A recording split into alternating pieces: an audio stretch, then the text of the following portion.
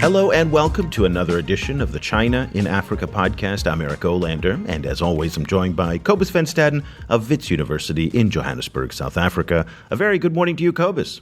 Good morning. Cobus, today we're going to be talking about China's rapidly changing security presence in Africa. If you've been paying attention over the past 5 to 10 years, there's been this shift that's taken place, and it's really, in some ways, been subtle but very, very profound. Now, China has long been, I'd say probably for the past 10 years, present and active in multinational peacekeeping operations in Africa. Let's go through a very quick list here. There's, anti-piracy operations that are going off the coast of Somalia since 2008. The Chinese have been in the DRC doing engineering and medical. The Chinese were active in Liberia and Guinea and West Africa during the Ebola epidemic. And more recently in South Sudan, Chinese forces are there kind of doing post-stabilization peacekeeping operations, which even though the fact that it's not very stable right now. And of course, in Mali, most recently, between Mali and South Sudan, 3 peacekeepers have actually been killed. Yes, and now we're seeing a big shift where in the past, as you mentioned, in the past they were mostly doing support work. So that you saw a lot of Chinese engineers, a lot of Chinese medical teams, and those fit into wider Chinese aid-based kind of assistance to Africa. So there were a lot of Chinese medical teams in Africa anyway, and some of them were under the auspices of the UN. Now, however, you're seeing combat troops, and increasingly Chinese troops are moved into places where they are coming into more combat with, kind of in war situations, and we're also seeing a lot more casualties. Now, it should be pointed out that we've talked to a lot of experts that say even though the Chinese are deploying combat infantry to places like South Sudan and Mali, for the most part, Chinese troops are confined to their barracks and really don't venture out beyond the wire. That may change, but this is their first kind of baby step into this. A lot of people don't realize, though, that China now is the 8th largest supplier of troops to UN multinational peacekeeping operations in Africa, and the number 1 of the 5 permanent members of the UN Security Council. So China's presence with over 3,000 troops in Africa today is growing. And of course, we shouldn't forget the fact that China is building a new military installation or outpost in Djibouti for the first time ever in its history, having a foreign base. Now, this whole picture of the Chinese security operations in Africa was kind of put into focus recently when the European Council on Foreign Relations published a fascinating paper written by Mathieu Duchâtel, Richard Gowan, and Manuel Lafont-Rapnouil on the changing global security shift in Africa by the Chinese. And it was a fascinating paper, which I highly recommend, and we're going to have links to it all over our website. But it really laid out, point by point, all the things that have been going on. I asked them about this in my conversation with Mathieu and Manuel. I asked them about how the Chinese presence and the Chinese participation in African peacekeeping has changed, and how we can what kind of predictions we can make about the future, especially in the context of the fact that there will now be a military base in Djibouti. It's a long story that China started by being very reluctant and even opposed to peacekeeping, was not contributing to peacekeeping operation, was not paying its due to the peacekeeping UN budget, etc. And it's slowly evolved all along the 80s. And at the end of the 80s, China began to contribute troops and not just support it from a distance, but actually be an actor into UN peacekeeping. Yet at the time, it was still a very limited contribution in terms of numbers of military personnel deployed. And it was very often engineers and doctors, physicians. And those would be very consistent with the view that China was holding at the time of UN peacekeeping as being focused on peace building more.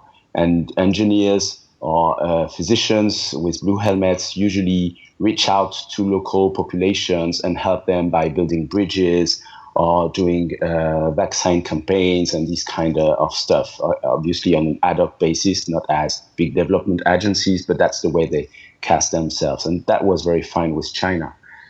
The changes that has happened after that is in the year 2000, where all of a sudden the number began to increase quite significantly, to the point where now China is the 8th troop contributor at the global level.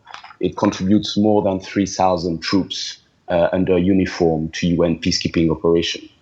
And the latest change, and the one that prompted our paper, is actually the fact that China now does not contribute only engineers or transportation or health units, but it has begun to contribute combat troops, full-fledged infantry units. It began with a small platoon in South Sudan, then a company in Mali.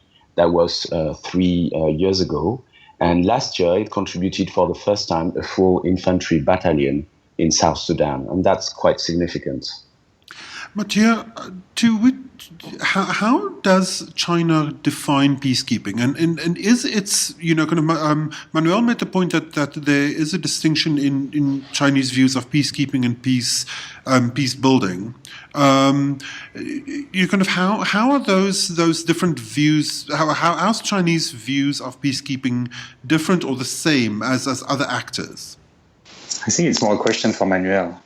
As an expert of peacekeeping, that's a lot of questions. Sorry, Manuel, go ahead with that. Sure. Well, as I said, China had a very low-profile, supporting domestic efforts based on non-interference doctrine view of peacekeeping. But the thing is that peacekeeping has evolved. The kind of conflicts that peacekeeping are tackling have evolved. And at the same time that China began contributing more troops, more personnel at the early year 2000s, it also began to be more supportive of what is called in the UN robust peacekeeping, where the use of force is not an exception only based on the self-defense by peacekeepers, but can also be used to implement the mandate, especially in terms of protection of civilians.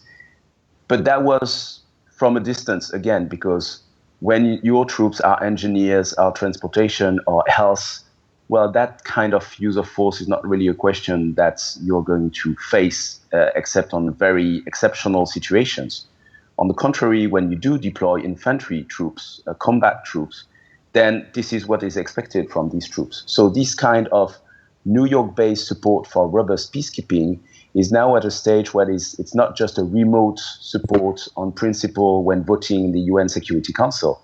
It's something that the PLA troops deployed on the ground can see. And so China has had to have a much more multidimensional understanding of peacekeeping, which cannot be just peace building, but has to be also taking into account the fact that sometimes blue helmets are attacked, and that has been the case recently for the Chinese contingent in Mali, that there are spoilers trying to wreck down the peace process, and that most of the violence in the theaters where you have blue helmet these days is targeting civilians and not just armed groups fighting one another. Mathieu, as Manuel mentioned, a Chinese peacekeeper was recently killed in Mali. How was that death received in China? Like, what was the popular reaction to that incident? And how do you think the Chinese people are actually seeing this kind of peacekeeping role for China in the future? Chinese peacekeeper who was killed in Mali was the 16th Chinese soldier killed on a UN mission since China started contributing troops in the early 1990s. The body of this soldier was received in Changchun with full military honors. There was coverage in the Chinese media.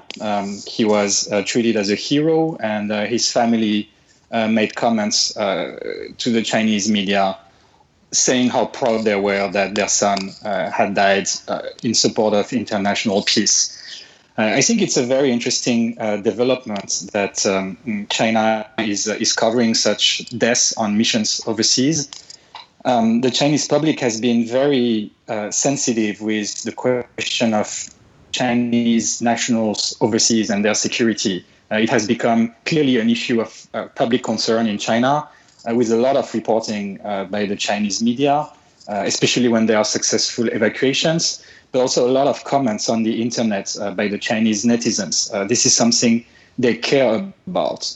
But in the particular case of peacekeeping, and this is really shown by what happened in Mali, the general impression we had, looking at Chinese reactions, was that the public overall was supportive of China's participation in UN peacekeeping, and there was a certain degree of pride.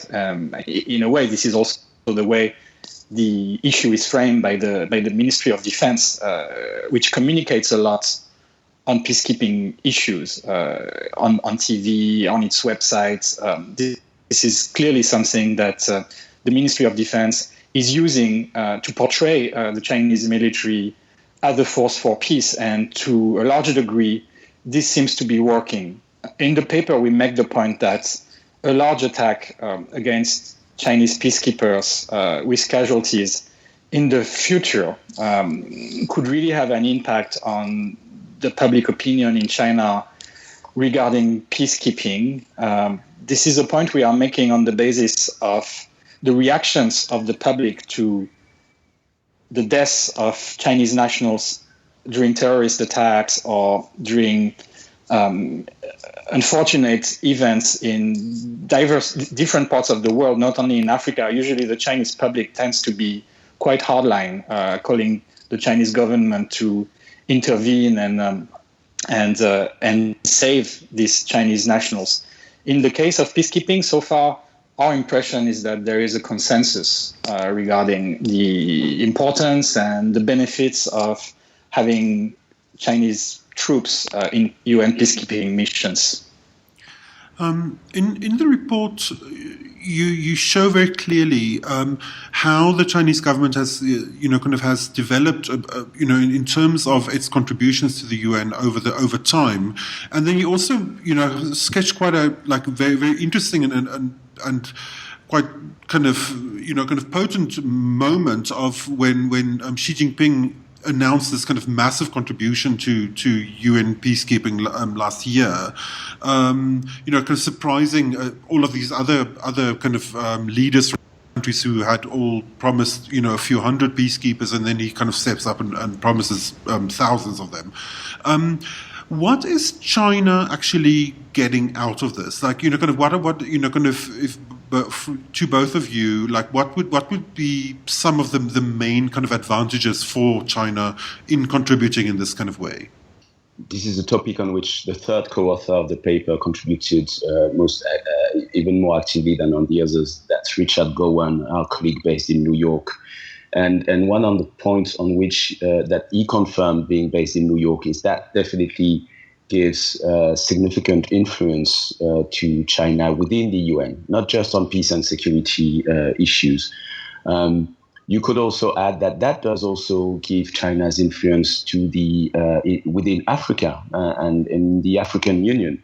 The announcements made by Xi Jinping at the 2015 UN General Assembly Summit on peacekeeping actually included not only contributions, whether troop contribution or financial contribution to UN peacekeeping, but also contribution to the African efforts for a regional collective security architecture based on the African Union, and especially supporting the so-called African Standby Force and the African Capacity for Immediate Response to Crisis. So that's the first thing, I guess, which is the immediate diplomatic influence and clout that you get from that.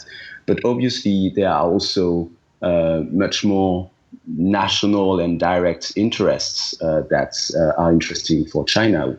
The case that we make in the paper is that all decisions made by China about peacekeeping are not only related to direct economic interests. For instance, there are no major economic direct interest for China in Mali, and yet it's one of the places where China's contribution is the most significant.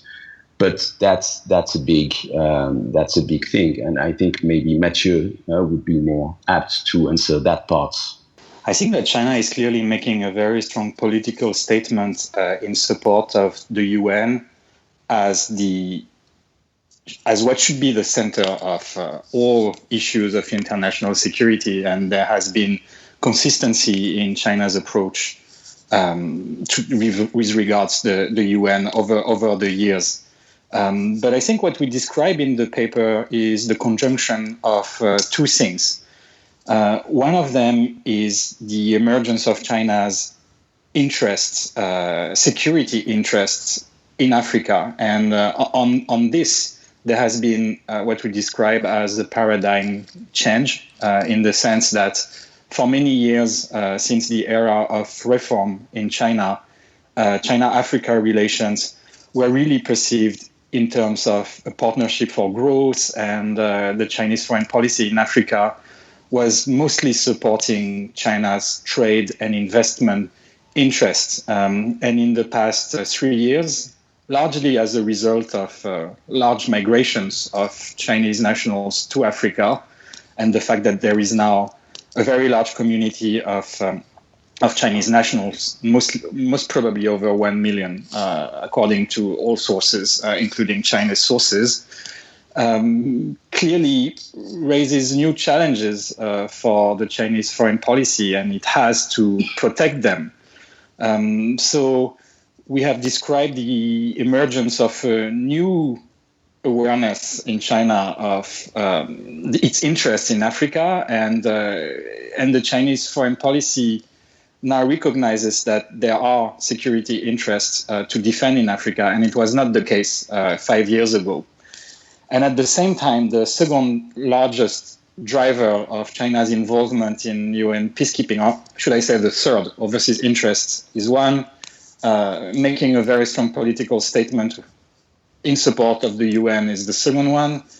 And third, there is also the projection of China as a great power, making contributions to international peace and security, which is a foreign policy interest. I maybe would add one thing.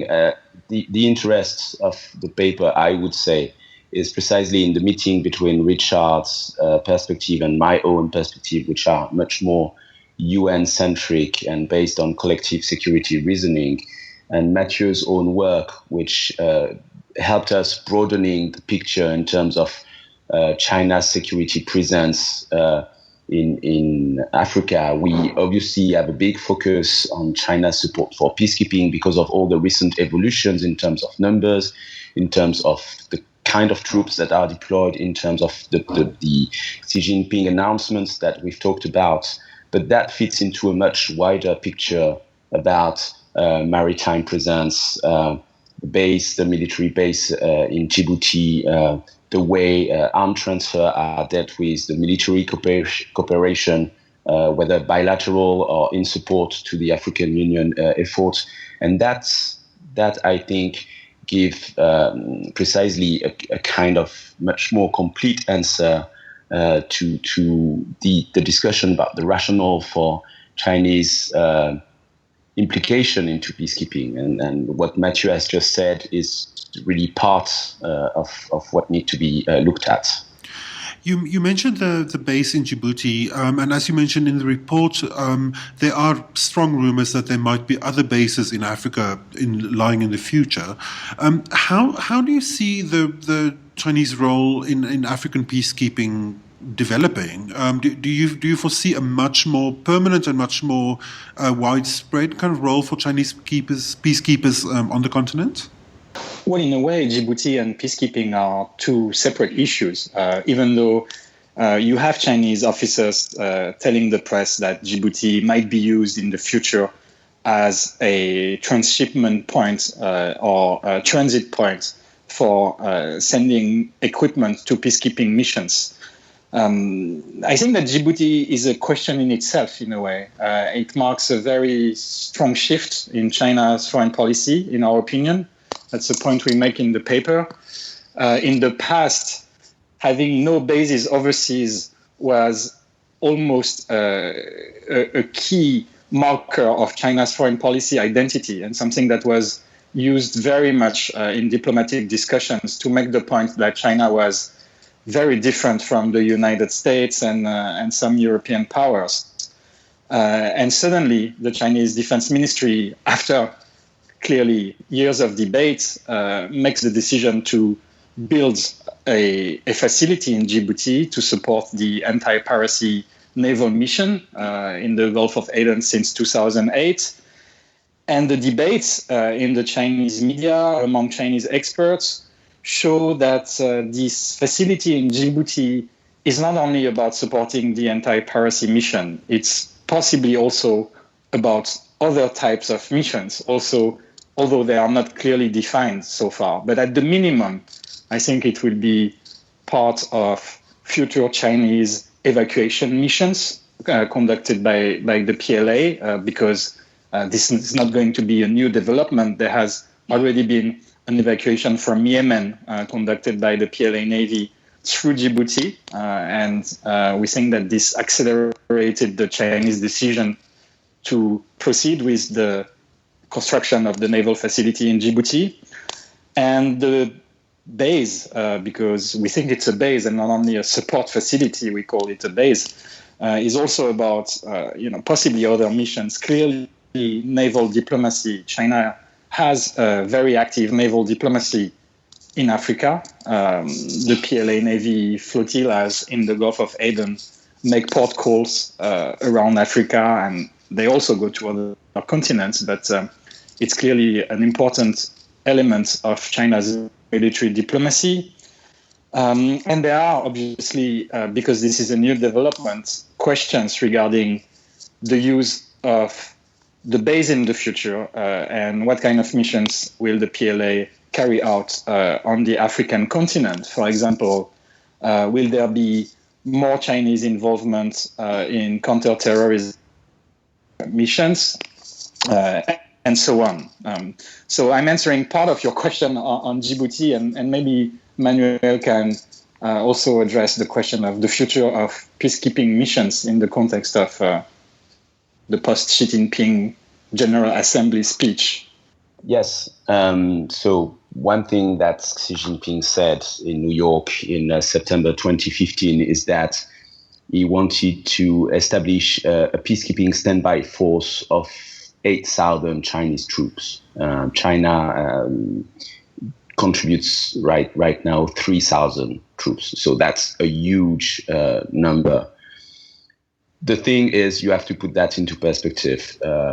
Right now, the discussions have not made a lot of progress since that announcement. We even write that it probably took a little bit the Chinese delegation by surprise when Xi Jinping announced that. And the proposed standby force is currently, as far as we can gather, being adapted into a proposal for Beijing to keep one full brigade of troops. And that's still 2,500 personnel, which is very important, with engineering and medical capabilities, but also with infantry, so-called combat troops. So you have to reassess the numbers and make them more realistic. And you also have to realize that China is not going to contribute just to any mission, because no one does that, or very few countries do that. For instance, right now there's a lot of interest in the UN about planning for maybe a quick reaction force that could have to be deployed given the situation in Burundi.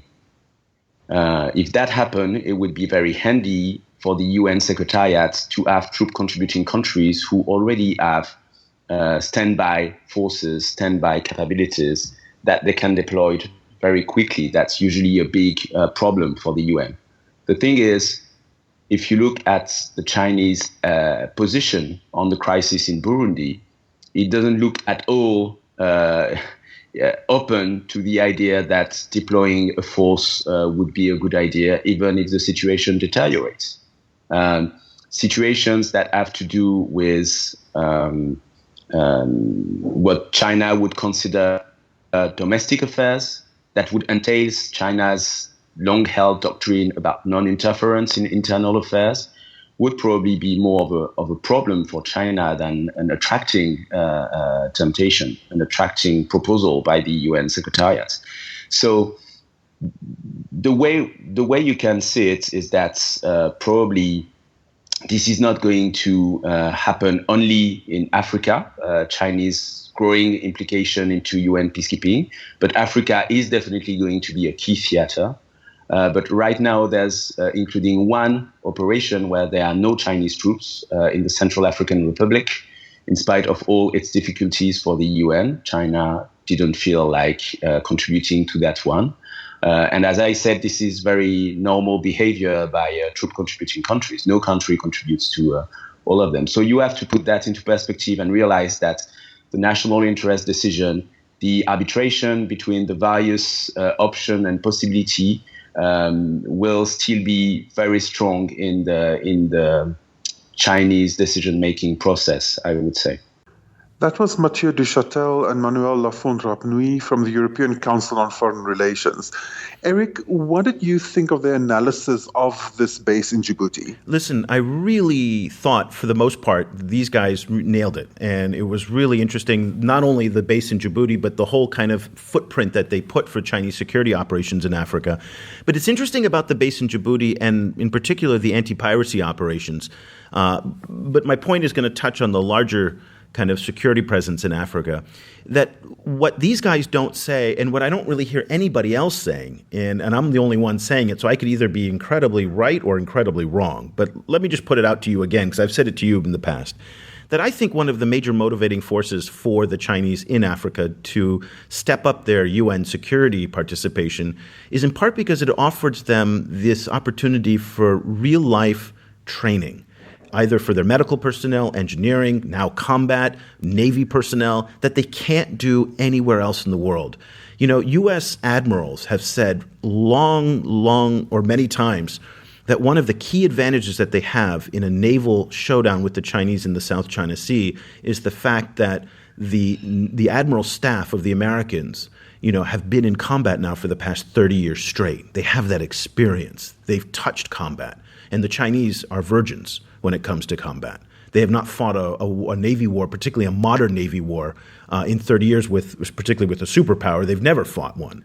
So this ability for them to get real-world training in places like Africa is something very, very important that they simply can't get in Asia. They certainly can't get it in Europe. They can't get it in the United States. They can't get it in South America. So where else do they get on-the-ground training? And this is what I think is one of the key factors that's pushing the Chinese to build that experience portfolio in Africa and then to bring it back to their primary security theaters in Asia, particularly in the South China Sea. That makes a lot of sense to me. I think from the perspective of a Chinese general, a kind of a 10,000 meter perspective, there is really no downside here. It's essentially, you know, you get training, you get great kind of relationship building with African states. You look great. You get, you know, kind of you strengthen your position in the UN. Everything is great. I think the only real downside is what we've now seen happen a little bit already is actual troop casualties. And I think what we've seen, especially with the recent death of 2 Chinese peacekeepers in South Sudan, is a real kind of blowback domestically. So it's going to be very interesting to see how that's going to be handled domestically if more Chinese peacekeepers die, especially if they die in a, you know, kind of, let's hope it doesn't happen, but, you know, kind of worst case scenario, if it's a situation like in the old Black Hawk Down situation, you know, kind of where they don't only get injured or killed, but are dishonored in some kind of very kind of visual way. You know, if it's going to be important, I think, for the Chinese authorities to manage the domestic reaction to that kind of crisis. Yeah, that's going to be tough. And it's not just in the Black Hawk Down scenario that we can imagine where Chinese security forces could potentially be either killed or embarrassed. But remember that, you know, Boko Haram is very, very active in Cameroon and Nigeria, and Chinese troops may be pulled into that. Al-Qaeda claimed credit for the attacks in Mali, and then they've been pulled into the partisan fight in South Sudan as well. So they are facing a number of different risks, not to mention that ISIS stands out there who has targeted China. So, and one Chinese national has already been killed by ISIS, and one can only imagine that ISIS will not give up its fight with the Chinese as well, and seeing Africa as an opportunity to hit them. And so the public opinion could shift very quickly against Xi Jinping and these Chinese deployments if they're not handled well and if the casualty count goes up very, very high. So, Cobus, that'll do it for this edition of the show. Thank you so much for a fascinating discussion with those guys from the European Council on Foreign Relations, Mathieu Duchâtel, Richard Gowan, and Manuel Lafont-Rapnouil. Unfortunately, Richard couldn't join us, but we hope to have him again on a future episode of the program. We'll be back again soon with another edition of the China in Africa podcast. Thank you so much for listening. The discussion continues online. Head over to facebook.com/China Africa Project to share your thoughts on today's show, or follow China Africa News that's updated every 4 hours, 24 hours a day, 7 days a week. The guys are also on Twitter, where you can find Cobus at Stadenesque or Eric at EOlander. That's EOLANDER. Subscribe to the China Africa podcast on iTunes or download the mobile apps for iOS, Android, or Windows Phone. Just head over to your favorite store and search for China Africa.